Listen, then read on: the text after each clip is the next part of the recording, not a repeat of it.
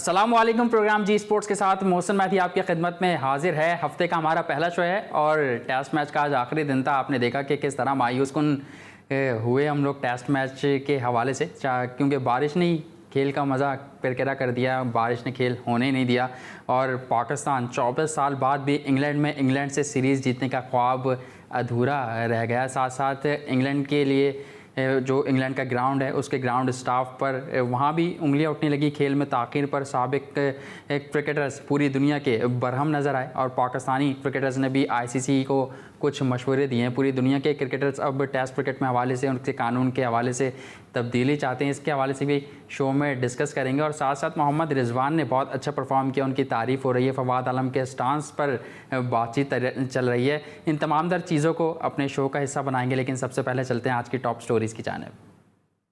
जी हाँ, आपने top stories जानी और तमामी खेलों को हमने अपनी टॉप स्टोरीज़ का हिस्सा बनाया ताकि तमामी खेलों को अपने शो में शामिल कर सके। लेकिन जिस तरीके से टेस्ट मैच के हवाले से बात चल रही है, पहला टेस्ट मैच पाकिस्तान ने शिकस्त खाई। दूसरे टेस्ट मैच में इम्कान था कि पाकिस्तान टीम टेस्ट मैच जीतेगी, सीरीज़ बराबर करेगी और तीसरा फैसला कुन टेस्ट मैच खेला जाएगा। लेकिन 24 साल बाद भी इंग्लैंड से सीरीज़ जीतने का ख्वाब बारिश में बह गया और अब कुछ नहीं कर सकते। लेकिन मैच की अगर बात करें तो पाकिस्तान की बैटिंग लाइन एक बार फिर लड़खड़ा गई थी। 236 रन पहले इनिंग में पाकिस्तान ने बनाए थे, लेकिन जिस तरह हमारे बॉलर्स ने बॉलिंग की इस इनिंग में आज के दिन इंग्लैंड के बॉलर्स को, तो बहुत अच्छा रिदम मिला मोहम्मद अब्बास की अगर बात करें। और यही उम्मीद की जा रही है कि अगर तीसरे टेस्ट मैच में बॉलर्स इसी रिदम के साथ वापस आएंगे तो फिर हम सीरीज़ फ़तह कर सकते हैं। तो आज के हमारे इस शो में इन तमाम टॉपिक्स पर बात करने के लिए हमें ज्वाइन किया पाकिस्तान की क्रिकेट का एक बहुत बड़ा नाम, तीनों फॉर्मेट में पाकिस्तान की नुमाइंदगी कर चुके हैं। इस वक्त भी क्रिकेट खेलते हैं, कायद आज़म ट्रॉफ़ी में नज़र आते हैं। अगर बात करूं लीडिंग रन स्कोरर्स की कायद आज़म ट्रॉफ़ी के, तो 6ठे नंबर पर इनका नंबर आता है। पाकिस्तान की जानिब से 40 टेस्ट मैच, 58 ओडीआई और 7 T20 में पाकिस्तान की नुमाइंदगी की है। मैं बात कर रहा हूँ ब्रेव ओपनर इमरान फरहत की। इमरान, आपको वेलकम करूँगा शो में। अस्सलाम वालेकुम, thank you very much. Welcome Imran, सबसे पहले तो आपसे यही जानना चाहूँगा कि बारिश ने मज़ा किरकिरा कर दिया, वरना जिस तरीके से पाकिस्तान ने बैटिंग की थी 236 रन बनाए, कम थे, कंडीशंस बहुत मुख्तलिफ थी और आप भी इंग्लैंड में खेले हैं, तो क्या कहेंगे इस पूरे सेकंड टेस्ट मैच के हवाले से? देखिए, सेकंड टेस्ट मैच के हवाले से कहूँगा कि जब आप बैटिंग करने का एक फैसला करते हैं, पहले स्पेशली इंग्लिश कंडीशंस में, वहाँ पे थोड़ा सा आपको ये देखना पड़ता है कि क्योंकि पहला टेस्ट मैच अगर देखें तो उसके हिसाब से थोड़ा सा हमारा रन रेट स्लो था। पर ये था कि हम लोग अगर हमेशा आगे की तरफ जाए, क्योंकि मॉडर्न डेज में क्रिकेट बहुत ज़्यादा चेंज हो गई हुई है। अब आपको बॉल टू बॉल खेलनी पड़ती है टेस्ट क्रिकेट। हम इसमें थोड़ा सा लैग कर रहे हैं और ऑफ कोर्स वहाँ पे अब हमारे जो कोचेज वगैरह भी हैं वो भी अब मॉडर्न डेज की भी क्रिकेट खेल चुके हैं। जितने भी हमारे आप मेन कोच देख लें, मिसबा को देख लें, यूनुस भाई को देख लें, सब देख चुके हैं। थोड़ा सा एडवांस कोचिंग की ज़रूरत है। इसमें यह कि हम लोगों को अब चाहिए कि थोड़ा बॉल टू बॉल खेलें। जो नंबर्स ऑफ डॉट बॉल्स हैं बहुत ज़्यादा है। ओके फाइन, टेस्ट क्रिकेट में आपको रिस्पेक्ट देनी होती है, लेकिन एक सर्टेन टाइम पे आके आपको टेक ऑफ करना होता है। सो ये अब सेकंड टेस्ट में भी अभी आप देखें अगर, तो हम लोगों ने बैटिंग की थी, पर यह था कि रन रेट जो था वो भी नहीं सही चल रहा था और साथ साथ विकेट भी गिर रहे थे। तो जिसकी वजह से जो है ना, अगर रिजवान ना इसमें खड़ा होता तो मेरा ख्याल हम 100 बड़ी मुश्किल से करते। बिल्कुल, आप सही कह रहे हैं। और जिस तरह आप बात कर रहे हैं मॉडर्न डे क्रिकेट में टेस्ट क्रिकेट भी बहुत तेज़ खेली जाती है। जिस तरह हमने पहले टेस्ट मैच में देखा था, बटलर और वोक्स ने जो पार्टनरशिप लगाई थी वो कोई टेस्ट क्रिकेट की इनिंग लग नहीं रही थी जिस तरह उन्होंने खेला। लेकिन मैं आपसे इस पर आगे तो बात करूँगा। हम ये बात कर रहे हैं कि टेस्ट मैच ड्रॉ हुआ, इससे इंग्लैंड को कोई फ़र्क नहीं पड़ेगा। अलबत्ता पाकिस्तान को फ़र्क पड़ा। पहला टेस्ट मैच इंग्लैंड जीता, दूसरा ड्रॉ हुआ। अब तीसरा मैच होगा, तीसरा टेस्ट मैच, तो उसमें आप समझते हैं कि इंग्लैंड मज़ीद हावी आ सकता है पाकिस्तान पर? मैं समझता हूँ पाकिस्तान की इससे अच्छी टीम नहीं मिलेगी, क्योंकि इसमें अगर आप देखें सवाए अजहर के अलावा बाकी सारे T20 स्पेशलिस्ट हैं, वनडे स्पेशलिस्ट हैं। तो मुझे ये समझ नहीं आती ओके सिचुएशन क्रिकेट में आजकल सिचुएशन के हिसाब से खेलना पड़ता है। जहाँ पे आपको पता है कि आपको कंट्रोल है वहाँ पे आपको टेक ऑफ करना पड़ता है। अगर आप वहाँ पे टेक ऑफ नहीं करते हैं तो फिर आपका मैच जो है वो डिले होता जाता है। एक जो मोमेंट को कैश करना होता है ना, वो बड़ी टेक्निकल चीज होती है। तो जिसपे जितने जो थिंक टैंक्स होते हैं उनको प्लान देना चाहिए। जो खेलने वाला है उसके बड़ा इंपॉर्टेंट रोल होता है, क्योंकि उसके बैट में रन आ रहे हैं तो उसको उसी वक्त ले लेनी चाहिए। मेरे ख्याल से क्वालिटी 40 से 50 run is better than batting at 5 to 6 hours. अगर आप 4-5 घंटे खेल के 40-50 करते हैं और अगर आप 1 घंटा खेल के भी अगर 40-50 करते हैं, वो टीम के लिए वाइटल होते हैं। सो आजकल स्कोर्स को देखा जाता है, टाइम को नहीं देखा जाता कि आपने स्कोर कैसे किए हैं। जब आपने ड्रॉ खेलना होता है या जब आपने अपनी टीम को बचाना होता है, तब आप उसको कंडीशनली खेलते हैं कि अब हमें यहाँ पे रोकने की जरूरत है। लेकिन ऐसा कहीं नहीं नजर आ रहा। अब तो क्रिकेट बहुत चेंज हो गई है। क्रिकेट में अब आपको हर बैट बॉल को पनिश करना ही करना है हर सूरत में। और जब आप इंग्लिश कंडीशन में यहाँ पे जब जाते हैं तो आपको प्रिपेयर्ड होना पड़ता है कि हमने खेलना है, हम रन करने जा रहे हैं, हम कुछ करने जा रहे हैं। जब आप करने का जाने का सोचते हैं तो आपका कहीं ना कहीं आउटकम उसका आ जाता है। थोड़ा सा यहाँ जो लैकिंग हो रही है वही ओल्ड फैशन ही चल रहा है, जैसे 20-25 साल पहले था वही अभी भी वही सिलसिला चल रहा है। सो आप थोड़ा सही सा कह रहे हैं कि ओल्ड फैशन के हिसाब से हम लोग क्रिकेट खेल रहे हैं। मैंने देखा और भी साबिक क्रिकेटर्स इस पर बात कर रहे थे। सलमान भट्ट ने ये बात कही कि जब बुरा बॉल आता है उसको भी हमारे बैट्समैन लीव कर देते हैं, छोड़ देते हैं, तो इससे बॉलर्स आप पर हावी होता है। और माँ सिवाय बाबर आजम के कोई भी उसको पुश नहीं कर रहा था, पंच नहीं कर रहा था, तो इसी वजह से हम प्रेशर में आते हैं, केज में आते हैं और फिर आउट हो जाते हैं। देखो, हर नंबर का एक अपना अलग रोल होता है। ओपनर्स का अलग रोल होता है, वन डाउन का अलग होता है। हर किसी को अपने रोल को जो है ना ओबे करना बहुत जरूरी है। अगर आप ओबे नहीं करेंगे, इसको इस पे इम्प्लीमेंट नहीं करेंगे, अंदर जाके चेंज कर लेंगे, आउट तो हर किसी ने होना होता है। लेकिन आप अपनी पर्सनैलिटी को चेंज करके जब क्रिकेट खेलते हैं तो उसमें से 90% चांस होते हैं कि आप सक्सेसफुल नहीं होंगे। तो ये चीजें बहुत टेक्निकल हो गई हुई हैं। अगर आप ऑस्ट्रेलिया, इंडिया और ये साउथ अफ्रीका की टीम्स को देखें, इवन अब तो अफगानिस्तान, बांग्लादेश, ये हर मॉडर्न डेज को ही अप्लाई कर रहे हैं कि जो रिक्वायरमेंट है आजकल उसके हिसाब से चलना है। आने वाले 10 साल बाद क्या होगा, ठीक है, और अभी क्या होना है, अभी को प्रेजेंस में रहना बहुत जरूरी है। प्रेजेंस में रह के खेलेंगे तो फिर ही जाके सक्सेस आएगी। अदरवाइज ये है कि फिर स्ट्रगल करते रहेंगे। हमें अपने शेल से निकलना पड़ेगा।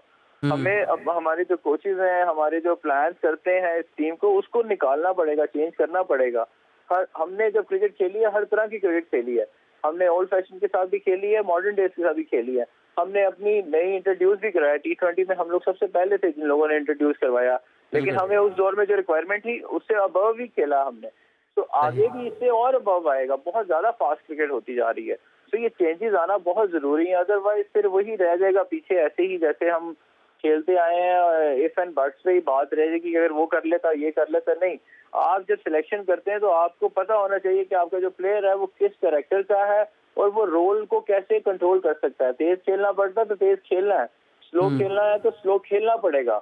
अदरवाइज कोई नहीं है। रिक्वायरमेंट के हिसाब से जब तक नहीं खेलेंगे, बॉलर्स हो या बैट्समैन हो, और जो डिसीजन मेकिंग होता है वो बड़ा इंपॉर्टेंट होता है। पहले टेस्ट में अगर आप देख लें, पूरा कंट्रोल पाकिस्तान टीम का था।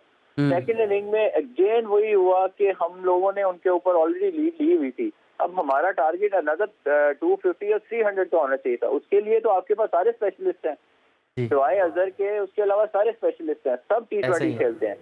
तो सब T20 खेलते हैं तो we have to make a plan कि हमने किस तरह से 250 और 300 को टच करना है। That is important.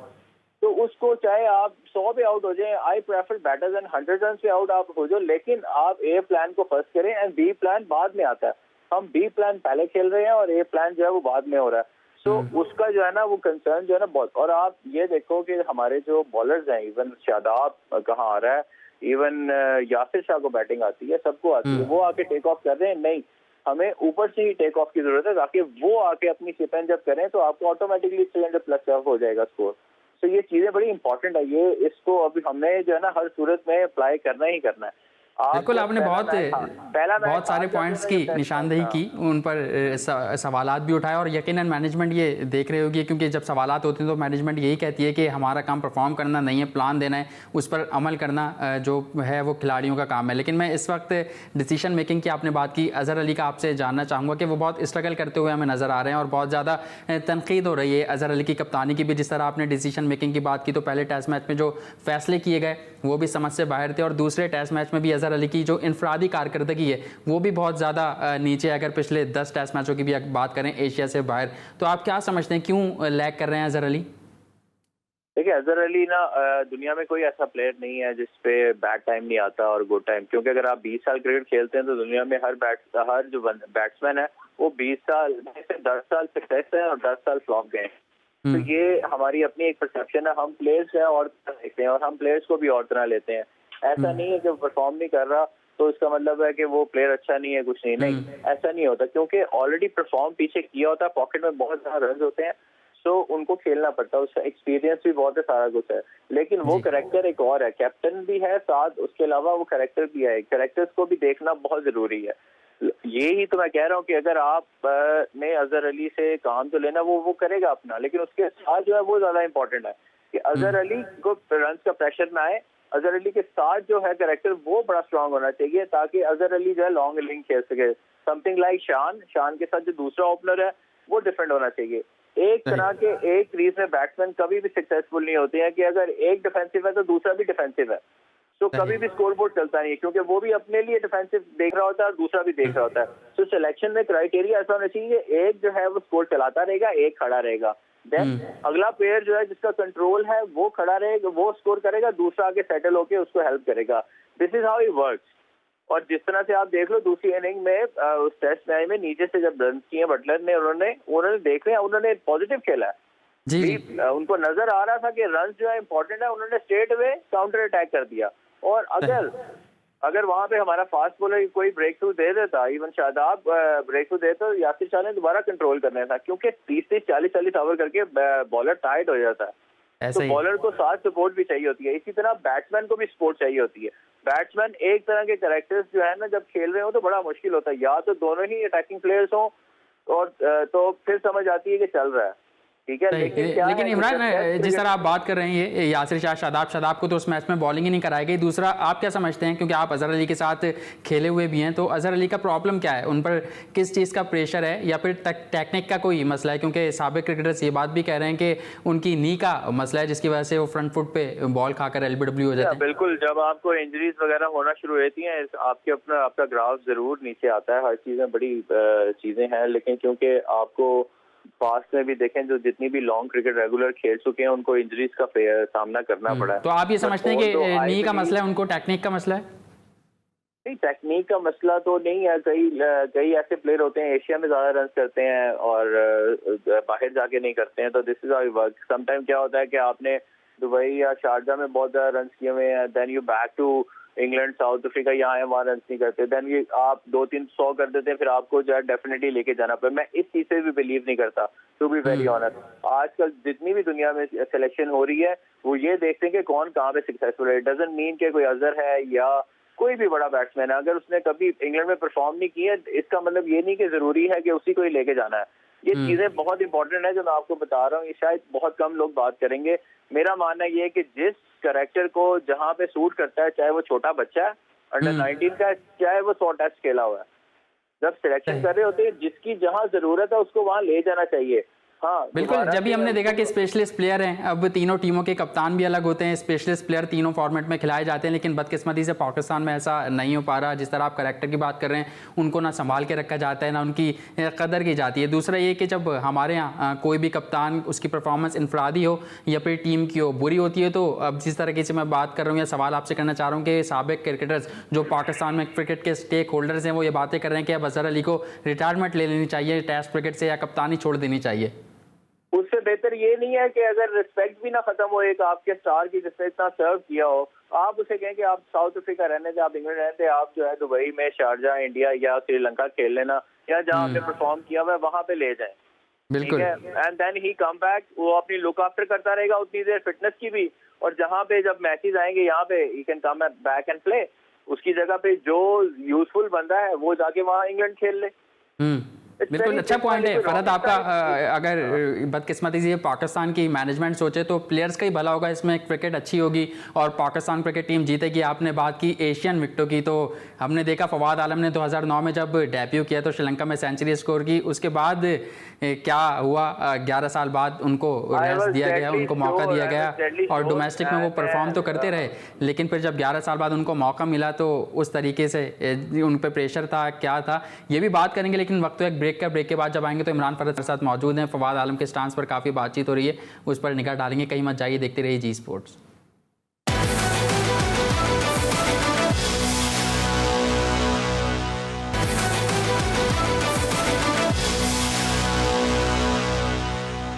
Welcome back in Zee sports and break से कबल बात कर रहे थे जो दौरा इंग्लैंड के हवाले से 2 टेस्ट मैचेस हुए हैं, दूसरा तो पूरा नहीं हो सका, लेकिन क्या गलतियां पाकिस्तान क्रिकेट टीम ने की, क्या खिलाड़ियों को सही करना चाहिए आगे के मैच के लिए, क्योंकि अगर पाकिस्तान आगे वाला मैच जीता है, तीसरा टेस्ट मैच जीता है, तो उससे सीरीज़ ड्रॉ करने में कामयाब होता है, नाकामी हमें सीरीज़ में नहीं होगी। दूसरी बात हम फवाद आलम के हवाले से कर रहे थे, 11 साल बाद उनको मौका मिला, लेकिन वो 0 पर 4 गेंदें खेलकर आउट हुए। उसके बाद बातें हो रही हैं उनके स्टांस के हवाले से, लेकिन मैनेजमेंट जैसे मिसबाह-उल हक, यूनुस खान उनके स्टांस के हवाले से बात करने से गुरेज कर रहे हैं। उसकी वजह यह है कि डोमेस्टिक क्रिकेट में इसी स्टांस से फवाद आलम ने रन्स के अंबार लगाए, 56 का उनका एवरेज है। तो इमरान फरहत हमारे साथ मौजूद है। इमरान, हमने देखा फवाद आलम 4 गेंदें खेलकर 0 पर आउट हुए, उसके बाद से उनके स्टांस पर काफ़ी सोशल मीडिया पर बहस हो रही है, पाकिस्तान में मीडिया चैनल्स पर बातें हो रही हैं, आप क्या कहेंगे इस हवाले से? आज देखें, अब अगर मेरी उससे ज्यादा एवरेज होती तो फिर तो मैं कहता कि शायद गलत है, लेकिन इस वक्त लीडिंग एवरेज में है पाकिस्तान की हिस्ट्री में। तो उसमें आप डोमेस्टिक है, डोमेस्टिक को ना मैं एक ऑड क्रिकेट समझता हूँ। एक होता है ऑड, एक होता है इवन। डोमेस्टिक क्रिकेट जो है ना, उसको बड़े गुरों के साथ खेला जाता है। उसको ऐसे गुरों के साथ खेला जाता है क्योंकि दुनिया की सबसे मुश्किल तरीन क्रिकेट पाकिस्तान में होती है। कहीं घास वाला पिच है, कहीं कुछ है, हमें पता नहीं कितनी कितनी दफा स्टांसेस चेंज करने पड़ते हैं, कहीं लेफ्ट बैट ऊपर रखनी पड़ती है, कभी साइड डाउन होना पड़ता है। हाँ, उसका ये है कि वो बहुत ज्यादा फेवरेट है। अब एक बंदे का है, स्टांस को आप एक तरफ रख दें, बिकॉज जहाँ खेलने जा रहे हैं वहां पे उसकी जरूरत है या नहीं है। मैं समझता हूँ कि उसको वहीं कहीं के ला देते जहाँ जरूरत होती, क्योंकि अगर आप मजबूरी की के तहत पे किसी को सिलेक्ट करते हैं तो उस पर वो भी प्रेशर होता है। प्रेशर रिलीज करना प्लेयर से बहुत जरूरी है। जब आप सिलेक्ट करते हैं ना किसी को, तो उसके साथ विशेष भी होनी चाहिए और उसके साथ लक तब काम करती है जब आपको उसको फुल कॉन्फिडेंस हो। बिल्कुल, आपकी ये पॉइंट भी बहुत अच्छा है कि जहां फवाद आलम की ज़रूरत थी वहां पर उनको मौका नहीं दिया गया। कहा जा रहा था कि श्रीलंका पाकिस्तान खेलने आई है तो उसके खिलाफ मौका दे देते। बांग्लादेश ने कराची में टेस्ट मैच खेला, वहां भी कहा जा रहा था कि फवाद आलम को मौका मिल सकता है। लेकिन मेरी शो में चीफ सेलेक्टर थे, उन्होंने ये बात कही थी कि हम माजी में इसी वजह से फवाद आलम को सिलेक्ट नहीं कर सकते थे क्योंकि उनके स्टांस पर, उनकी तकनीक पर काफ़ी उंगलियाँ उठती थी। तो why is playing domestic, match से डोमेस्टिक भी छोड़ दे, स्टांस की बात नहीं है। अगर उसने जिस बंदे ने इंटरनेशनल क्रिकेट या अपना प्रोफेशनलिज्म जो है वो आगे ग्रो नहीं करना, उसको तो फिर डोमेस्टिक खेलने का कोई फायदा नहीं है ना। तो ये चीजें बड़ी इंपॉर्टेंट होती हैं, क्रिकेट बोर्ड ने ही डिसाइड करना। Suppose something like me, I am playing, मैं एंजॉय कर रहा हूँ, मैं खेल रहा हूँ, मेरा प्रोफेशनलिज्म चल रहा है, मैं दुनिया में कहीं और भी जाके खेलता हूँ, ठीक है। अपने आप को जो है मैंने फिट रखा हुआ, रिक्वायरमेंट को पूरा करना बहुत जरूरी है, ठीक है। इंटरनेशनल में उसमें कोई डाउट नहीं है, सबसे ज्यादा फिट है, सबसे ज्यादा जो है वो रन भी करता है, सारा कुछ है, लेकिन उसे कहाँ पे खिलाना है, कहाँ पे मुल्क को जरूरत है, आपकी कंट्री को कहाँ पे कौन बैटर है, दैट इज इम्पोर्टेंट। उसको वहां लेके जाएंगे तो कभी भी प्रॉब्लम नहीं आएगी। दुनिया में पाकिस्तान में इतना टैलेंट है कि एक टाइम पे हम लोग 3 टीमें नेशनल टीमें खड़ी कर सकते हैं। It's all about how to implement, कैसे हमने हर प्लेयर को इंट्रोड्यूस कराना है ताकि हमारा प्लेयर जो है उसकी भी इज्जत रहे, खिलाने वाले की भी इज्जत रहे और सब हम जो है वो कामयाब हों। दिस इज इम्पोर्टेंट चीजें जो है वो ये हैं। डिसाइड दैट अदर चीजें जो है मजबूरी के तहत पे किसी को ले जाना, मैं उसको चांस नहीं समझता, मैं उसको बेड़ा गर्क करना वाला समझता हूँ कि उसका तो बेड़ा गर्क हो गया। अब 11 साल बाद खेला है, वो तीसरा टेस्ट मैच नहीं खेलता, सारी जिंदगी के लिए क्रिकेट गई उसकी। बिल्कुल, आप सही कह रहे हैं और यही बातें अब सोशल मीडिया पर चल रही हैं कि उनको मौका दिया, वो फेल हुए, पता नहीं तीसरा टेस्ट मैच खेलेंगे या नहीं खेलेंगे। नहीं खेलते तो फिर आप सही कह रहे हैं कि सवाल निशान लग जाएगा उनके करियर पर। सीरीज से कबल बंदे का 11 साल बाद दोबारा से कम बैक हो और दोबारा से वो चाहे 1 रन करे या वो करे ना करे, ये बड़ी इंपॉर्टेंट होता है उसमें कि आप अगर नहीं रन कर रहे हैं, you gone back, that's it, done and dusted, ठीक है।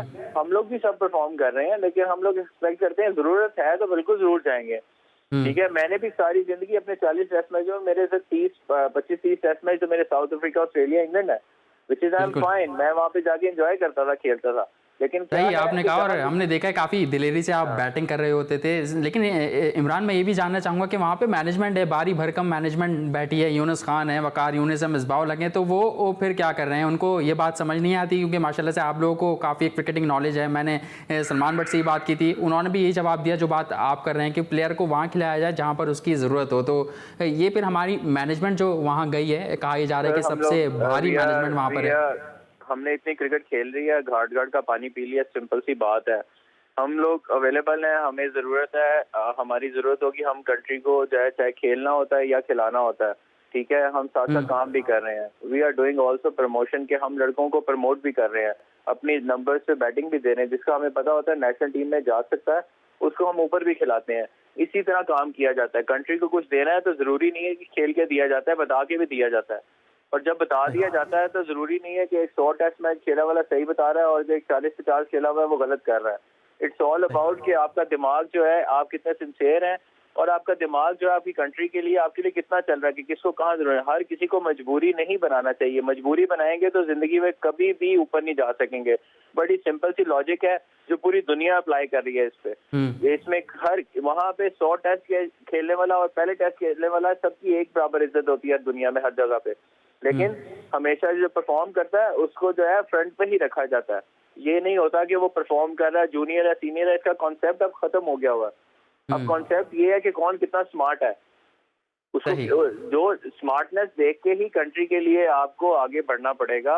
अदरवाइज होता क्या जाएगा कि आपके पास लोड ज्यादा है, ठीक है, क्वालिटी ज्यादा होती, क्वांटिटी ज्यादा हो जाएगी और क्वालिटी खत्म हो जाएगी।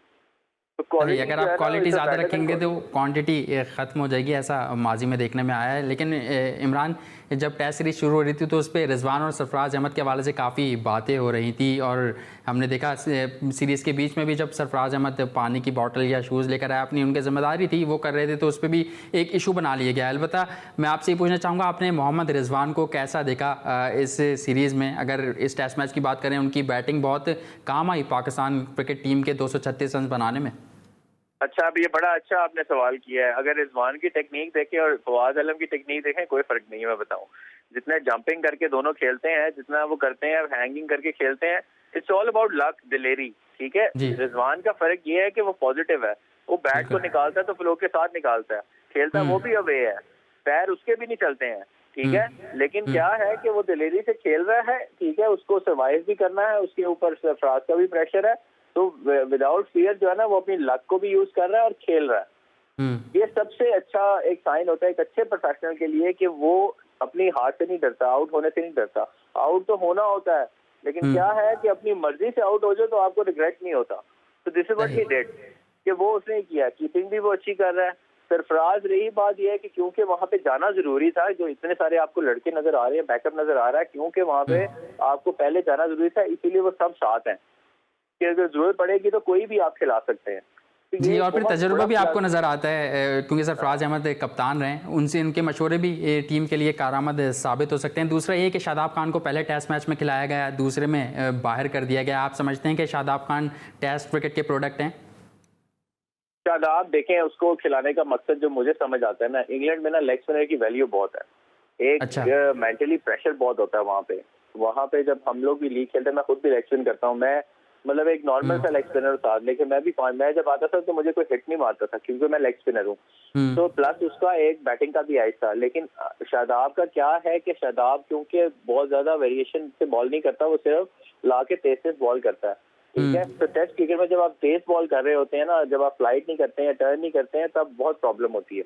तो लेग स्पिनर उसको खिलाने का जो मकसद था ना, मेरी जहां तक सोच जाती है वो यही था कि एक प्रेशर रहेगा इंग्लैंड पे कि इन्होंने 2 खिलाए हुए हैं लेग स्पिनर, ठीक है।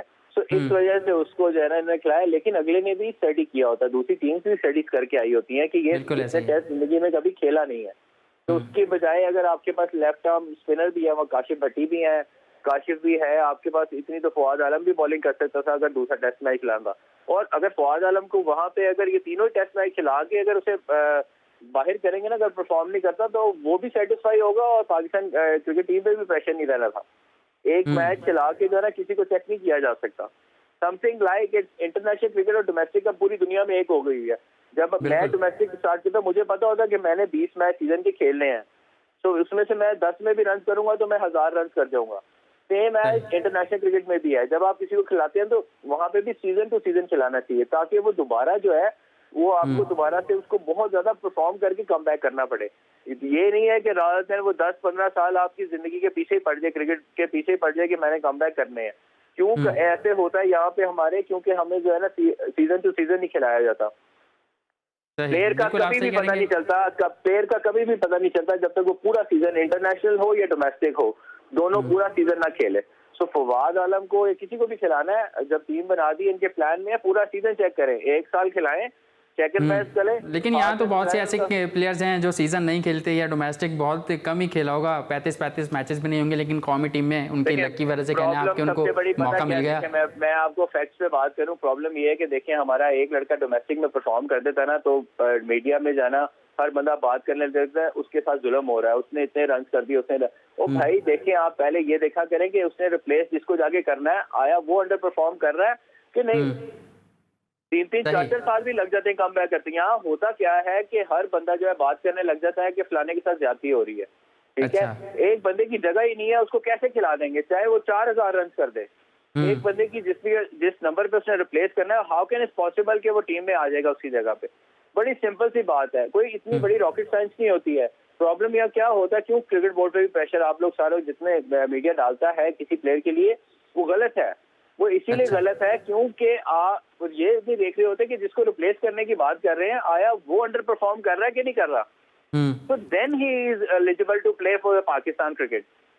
सही, आप अंडर परफॉर्म की बात कर रहे हैं, लेकिन हमारा एक प्लेयर है जो बहुत ज़्यादा कंसिस्टेंसी से परफॉर्म कर रहा है और बाबर आजम वो हैं। अभी हमने देखा कि नासिर हुसैन जो इंग्लैंड के कमेंटेटर हैं, साबिक टेस्ट क्रिकेटर भी हैं, उन्होंने उनकी बहुत तारीफ़ की है। विराट कोहली की भी उन्होंने बात की कि दुनिया विराट कोहली का नाम ले रही है लेकिन बाबर आजम की कोई बात नहीं करता, जबकि बाबर आजम अब इस पोजीशन पर आ चुके हैं कि वो दुनिया एक क्रिकेट के टेस्ट क्रिकेट के 5वीं पोजीशन पर उनकी बात की जा सकती है। तो आप कैसा देख रहे हैं बाबर आजम को, उनके फ्यूचर को?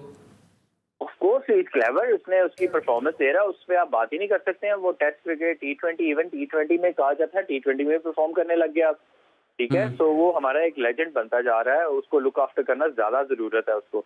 लेकिन ऐसे कैरेक्टर के साथ अब मैं बताऊं आपको फर्क, आप कोहली को और उसको ले रहे हैं ना, उनके पास और भी कैरेक्टर्स बहुत हैं टू हेल्प हिम, ठीक है। उसको हेल्प करने वाले बहुत हैं उसके पास, जो है ना नीचे से आगे उसको किक ऑफ करने वाले भी हैं, ठीक है, और ऊपर से स्टार्ट देने वाले भी हैं। तो उसकी सपोर्ट जो है ना, टीम वर्क बहुत अच्छा है। यहाँ पे बाबर आजम के पास टीम वर्क नहीं है। बाबर आजम के पास प्रेशर ये है कि बाबर आजम को ये पता है कि मेरे पास नीचे कोई नहीं है, ऊपर नहीं है, तो वो क्या करता है, वो ही टेक्स टाइम, ठीक है। वो हर मैच में 100 क्यों करता है, वो क्यों 50-100 करता है, इसीलिए कि उसे पता है कि मैं एटलीस्ट खड़ा रहूंगा, शायद हमारी टीम की हेल्प हो जाए, ठीक है। बिल्कुल ऐसे ही। और हमने देखा है कि वो ज्यादा लीव भी नहीं करते, शॉट्स खेलते हैं अपने, जो उनके प्रॉपर शॉट्स हैं, नेशनल गेम खेलते हैं, इसी वजह से वो स्कोर भी करता है। मेरिट पे, इवन दो के मेरिट पे खेलता है, बॉल अगर फील्डर के हाथ में भी चले जाए स्टिल ही ट्राइड, वो खेलता रहता है मेरिट पे। वो खुद ही गैप बनता है। बॉल जो है ना एक समुद्र की तरह है, पानी अपना रास्ता खुद बनाती है, इस तरह बॉल भी अपना रास्ता खुद बनाती है। All you have to do is middle the ball. Middle जब आप कर रहे होते हैं खुद ब खुद कहीं ना कहीं ग्राफ बनता है उसका।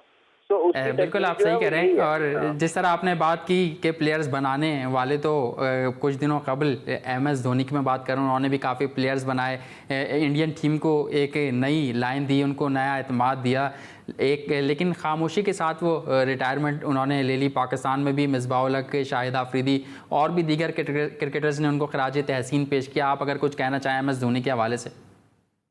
उसने इंडिया को एक नया जो है पाथवे दिया। उसने देखें मॉडर्न डेज में जो रिक्वायरमेंट थी उसके हिसाब से उसने अपना पूरा यूनिट बनाया, उसको आइडिया हो गया था। और आप देखें कि हर बंदे ने उसे बैक इसीलिए किया कि वाकई ही ठीक बात कर रहा है, और उसने इम्प्लीमेंट किया और शो करके चैलेंज लेके पूरे क्रिकेट बोर्ड से उसने चैलेंज लेके जो रिक्वायरमेंट मांगी, जो उसने शर्तें रखी, जो उसने मांगा उसको दिया और रिप्लाई हुआ। That is challenge. ये एक लीडर का काम होता है। और उसने टीम की खातिर ये नहीं देखा कि कौन कहाँ से है कौन कहाँ से नहीं है, उसने एक टीम बनाई जिसकी जहाँ जहाँ रिक्वायरमेंट थी वहाँ वहाँ वो लेके गए हैं।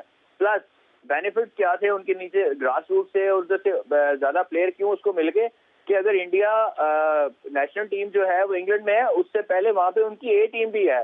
साउथ अफ्रीका गए हैं तो उसकी A टीम वहाँ पे पहले खेल के आ गई है, ठीक है। ऑस्ट्रेलिया गए तो उनकी A टीम वहाँ पे पहले खेल के आ गई। तो उनके पास ऑप्शन क्या होती थी कि उन्हें जरूरत पड़ती थी वहां से जो जिसने रन किए होते थे ऑस्ट्रेलिया में, वो वहीं से आ जाता था। ना कोई बड़ा नाम देखा उसने, ना कोई छोटा देखा। जब वो लीडर बना तो उसने रिक्वायरमेंट ऐसी पॉजिटिव की चैलेंज के अलावा कि उसे पता था कि ये लड़के मेरे लिए परफॉर्म करेंगे। तो लीडर उसने एक्चुअली बन के दिखाया पूरी दिन। Why he is a big leader, smart person. और उसकी देखें ऊपर से क्रिकेट क्यों अब इतनी लोग कम खेलना शुरू हो गए हैं। अब क्रिकेट ना बहुत ज्यादा हो रही है। आप देख लें, आपकी जो IPL है, PSL है, उसके अलावा जितनी भी क्रिकेट पूरी दुनिया में लीग क्रिकेट बहुत हो रही हैं। उसके अलावा आपकी डोमेस्टिक है, उसके अलावा टेस्ट क्रिकेट बहुत बैक टू बैक हो रही है। एक जमाने में जो है ना 25-30 साल का कैरियर क्यों होता था एक प्लेयर का, उसकी वजह ये थी कि क्रिकेट जो थी बहुत स्लो थी, मतलब बहुत देर बाद सीरीज आती थी। अब क्या क्रिकेट रुक नहीं रही है। तो अब आप 10 साल 12-15 साल भी खेल लेना कंटिन्यूसली, वो मेरा ख्याल है 30 साल के बराबर है। तो सही। मेरा ख्याल है कि उसने राइट टाइम पे किया है ऑफ कोर्स, और फायदा ये होगा कि उसने जो कंट्री को दिया है, उसने पूरी दुनिया को मैसेज दिया है कि क्रिकेट ऐसे खेली जाती है, क्रिकेट ऐसे खिलाई जाती है। तो बड़े लीडर्स को, चाहे वो इंडिया से हो चाहे वो कहीं से भी हो, अच्छे लीडर्स को जो है ना फॉलो करना बहुत जरूरी है। जैसे बिल्कुल, हम आपने लोग सही बात कही कि उन्होंने एक मैसेज दिया, उन्होंने एक पैगाम दिया, उन्होंने अपने टीम के खिलाड़ियों को भी पैगाम दिया। और वैसे एक ये भी पैगाम है कि खामोशी से रिटायरमेंट ले ली, यहाँ तो पाकिस्तान में ऐसा नहीं होता, इस पर क्या कहेंगे? उसकी वजह है ना इनसिक्योरिटी बहुत ज्यादा ना, कि why should I give the retirement जब मुझे ऑनर नहीं किया जा रहा। वहाँ पे हर कंट्री में ऑनर किया जाता है, वो इसलिए उन्हें पता चल जाता है कि मैं अब रिटायरमेंट दे रहा हूँ, मेरी कंट्री ने मुझे प्रॉपर चांस दिया है, नाउ आई कैन सी कि मेरी अब जगह नहीं बन रही है, आई एम गेटिंग फटीग। सो वो क्या करता है, वो रिटायरमेंट जब लेता है तो उसको ऑनर करके देते हैं कि हाँ दैट्स इट, ओके फाइन, तो आपने दिया, आपने सर्व किया उसको। उसके बाद ये नहीं है कि वो बैठा रहेगा, अब उससे पूरी दुनिया जो है फायदा लेगी। जो स्मार्ट लोग होते हैं स्ट्रेट अवे अपने पॉकेट में ले आते हैं, वो कहते हैं आओ भाई हमें धोनी चाहिए, हमें बिल्कुल। चाहिए। फिर जिस तरह बोर्ड उनको इज्जत देता है, ऑनर देता है, वो भी फिर बोर्ड को रिस्पेक्ट देते हैं और फिर उनसे जो अगर काम लेना चाहते हैं उसमें भी बहुत जान मारते हैं। राहुल द्रविड़ की हमारे पास मिसाल है। लेकिन जिस तरह इंडिया में राहुल द्रविड़ छोटों को कोचिंग कर रहे हैं, उनकी अकेडमी में कोचिंग कर रहे हैं, इसी तरह यहाँ पर हमने देखा पिछले दिनों मोहम्मद यूसुफ और अब्दुल रज़ाक जैसे बड़े प्लेयर्स को हाई परफॉर्मेंस सेंटर में हायर किया गया पाकिस्तान क्रिकेट बोर्ड की जानिब से। तो इस फैसले को आप कैसा देखते हैं और आप लोग तैयार हैं आगे कोचिंग फील्ड में आने के लिए? देखिए नाम तो बहुत बड़े हैं सारे, इट डिपेंड करता है how to deliver.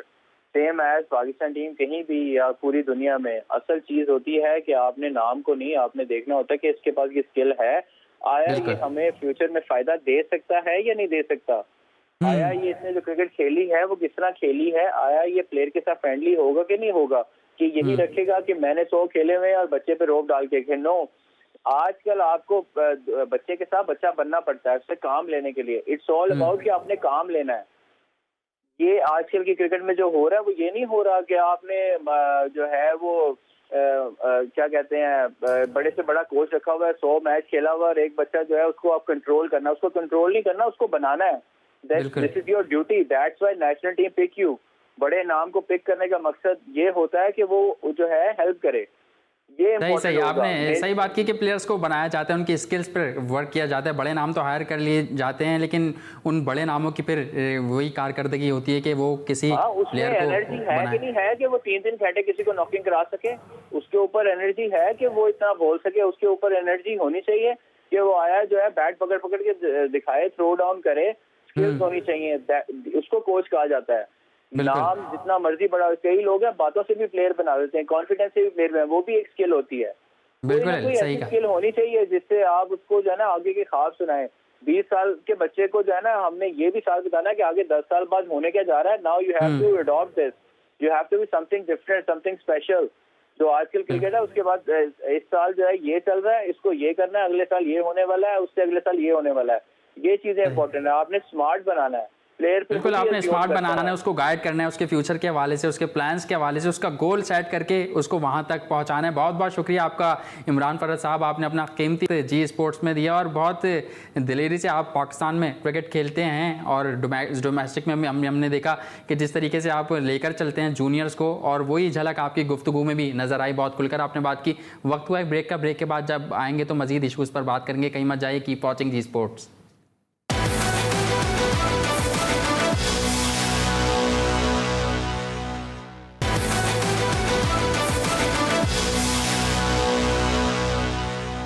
Ji sports में एक बार फिर खुश आमदीद। ब्रेक से कबल बात हो रही थी पाकिस्तान में क्या क्या सिस्टम में ख़राबियाँ हैं, उनके मसाइल क्या हो सकते हैं। इमरान फरहत हमारे साथ मौजूद थे और उन्होंने बहुत अच्छे तरीके से उस पर गुफ्तगू की। इस वक्त हमें ज्वाइन किया है क्योंकि कोरोना वायरस की वबा अब थोड़ी कम हुई है पाकिस्तान में और आहिस्ता आहिस्ता सब चीज़ों का आगाज़ हो रहा है, खेलों का भी आगाज़ हो रहा है। हमने पिछले दिनों देखा कि कराची में हॉकी बहाल की गई, हॉकी के मैचेस हुए, लेकिन एहतियाती तदबीर के साथ प्लेयर्स, चाहे वो क्रिकेट का ग्राउंड हो, हॉकी का ग्राउंड हो या दीगर चीज़ें हों, वहाँ पर एहतियाती तदबीर के साथ प्लेयर्स आ रहे हैं और खेल को सर अंजाम दे रहे हैं। इसी तरह इस्लामाबाद से हमें ज्वाइन किया है मुबीन राजा साहब ने। क्रिकेट पर काफ़ी गहरी नज़र रखते हैं, अपनी अकेडमी इस्लामाबाद में चला रहे हैं। तो मुबीन राजा साहब, आपकी अकेडमी बहाल हो गई, कोई समर कैंप वगैरह लगा हुआ है अकेडमी में और प्लेयर्स कितना खुश हैं?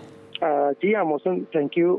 जी अल्हम्दुलिल्लाह, कोरोना वायरस के बाद जो क्रिकेट एक्टिविटीज़ हैं वो आहिस्ता आहिस्ता स्टार्ट हो चुकी हैं और अल्हम्दुलिल्लाह अभी समर कैंप की तैयारी कर रहे हैं हम लोग, जो 25 अगस्त से जो है वो हम लगाएंगे और 5वां समर कैंप होगा ये वाला। इससे पहले हम 4 बड़े कामयाब जो है वो समर कैंप्स कर चुके हैं और अकेडमी भी अल्हम्दुलिल्लाह जो है वो क्रिकेट वगैरह आगाज हो चुकी है। बिल्कुल, हमने देखा कि आपकी एकेडमी में बड़े बड़े स्टार्स के नाम आते रहते हैं, बड़े बड़े स्टार्स क्रिकेट से रिलेटेड आते रहते हैं। सुहेल तनवीर की बात करूं, राशिद खान की बात करूं, अदनान अकमल की बात करूं, तो इससे कितना फ़ायदा होता है आपके प्लेयर्स को जब उनसे मौका मिलता है मिलने का, या वो कोई टिप्स दे देते हैं? मुमीन राना साहब मौजूद हैं हमारे साथ? जी हाँ मौसम, एक्चुअली होता है कि जो भी इंटरनेशनल प्लेयर आते हैं और जो भी वो अपने वीडियो मैसेज वगैरह एकेडमी के लिए डिलीवर करते हैं, और उनके आने से, उनकी पार्टिसिपेशन से जो प्लेयर्स हैं, जो अपकमिंग प्लेयर्स हैं, उनको बहुत कुछ सीखने को मिलता है, उनको बड़ा कॉन्फिडेंस मिलता है एकेडमी के प्लेयर्स को। तो मेरी कोशिश होती है कि जितने भी स्टार प्लेयर्स हैं जो पाकिस्तान में अच्छी क्रिकेट खेल रहे हैं, उनके एक्सपीरियंस से जो हमारे एकेडमी के प्लेयर्स और यंगस्टर्स आने वाले हैं उनको बहुत फ़ायदा हो। बिल्कुल, और उम्मीद करते हैं कि उनको फ़ायदा होगा, क्योंकि क्रिकेटर्स अगर यहाँ से ग्रूम होंगे तो आगे पाकिस्तान का ही फ़ायदा हो सकता है। दौरे इंग्लैंड पे आपसे थोड़ा सा जानना चाहूँगा, क्रिकेट पर काफ़ी गहरी निगाह रखते हैं आप, तो कैसा देखा आपने इन 2 टेस्ट मैचों में, क्या पॉजिटिव नज़र आया आपको पाकिस्तान क्रिकेट टीम में? जी हाँ, देखिए जिस तरह पहला टेस्ट मैच था और अभी आप देखिए जिस तरह दूसरा टेस्ट मैच है, डिफरेंस एक तो जो कंडीशंस थी उसका बहुत डिफरेंस था, पिच का बहुत डिफरेंस था दोनों टेस्ट मैचेस में। मैं कहूँगा कि पाकिस्तान की जो बैटिंग लाइनअप है उसकी जो बेसिक टेक्निक्स हैं उसमें जो फ्लॉज हैं वो काफी सारे एक्सपोज हुए हैं मेरे ख्याल से, और जो बेसिक टेक्निक्स हैं जिसमें मैं कहूँगा कि आबिद अली जो काफी अच्छा परफॉर्म करते आ रहे हैं पाकिस्तान से, लेकिन इस टाइम पे वो थोड़ा सा एक्सपोज हुए हैं जाके इंग्लैंड में, फर्स्ट टाइम वहाँ खेल रहे हैं। लेकिन राजा आप ये नहीं समझते कि आबिद की पहली सीरीज है, वो भी इंग्लैंड में, उनको थोड़ा सा एज देना चाहिए?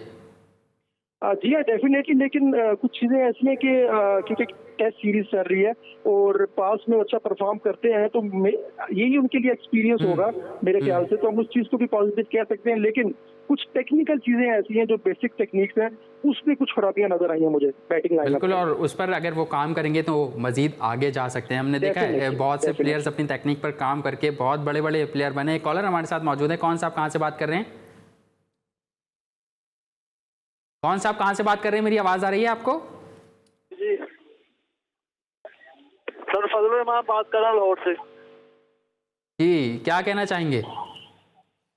अस्सलाम वालेकुम सर, मैं फजल रहमान बात कर रहा हूँ लाहौर से। वालेकुम सलाम सरवर खान, क्या कहना चाहेंगे, क्या सवाल करना चाहेंगे?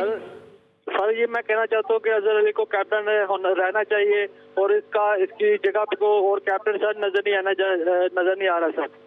ठीक है, बहुत शुक्रिया आपने सवाल किया। मुबीन राजा साहब, अजहर अली के हवाले से जिस तरीके से आजकल बातचीत हो रही है, पहले टेस्ट मैच में उनके फैसले हमें देखने को नहीं मिले, जैसे अटैकिंग क्रिकेट होती है टेस्ट क्रिकेट में वो देखने को नहीं मिली, और फिर उनकी इनफरादी कारकर्दगी की अगर बात करें वो भी बहुत मायूस कुन है।